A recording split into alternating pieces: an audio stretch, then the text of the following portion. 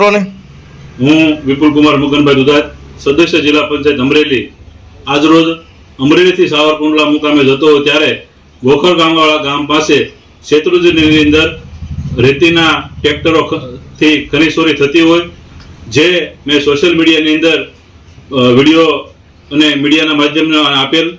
ત્યારે આ ખનીજ ચોરીની અંદર આ જિલ્લાના SP Sanjay Kharat, DYSP Chirag Desai, LCB, ખાણ ખનીજ વિભાગ અને ફોરેસ્ટ વિભાગ તમામ અધિકારીઓ પોતાના અંગત આર્થિક લાભ માટે આ ખનીજ ચોરીની અંદર આંખ આડા કાન કરી અને ખનીજ ચોરી થવા દેતા હોય તેવું આજ દિન સુધી લોકચર્ચા દ્વારા સાંભળેલ હતું.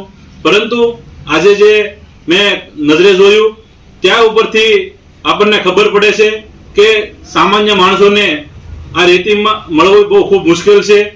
નાના અને આર્થિક રીતે નબળા લોકોને મકાન બનાવવાની અંદર પણ રેતી મળતી નથી. ત્યારે આ ખનીજ ચોરો આ અધિકારીઓની આડની અંદર બેફામ રેતી ચોરી કરી અને ભ્રષ્ટાચાર કરી રહ્યા છે. ત્યારે હું મુખ્યમંત્રી સાહેબને એટલી જ વિનંતી કરું કે નાના અને આર્થિક રીતે નબળા વર્ગના લોકો માટે, ગરીબ લોકો માટે આ શેત્રુંજીની અંદર તથા અન્ય જે અમરેલી જિલ્લાની અંદર નદીઓ પસાર થાય છે તેમાં બ્લોકની ફાળવણી કરવામાં આવે, જેથી લોકોને સરળતાથી રેતી પણ મળે અને આ ખનીજ ચોરી ન થાય અને રોયલ્ટીની ઇન્કમથી સરકારને આવક થાય અને જે આવકથી લોકોના વિકાસની અંદર રકમ કામ આવે એમાં.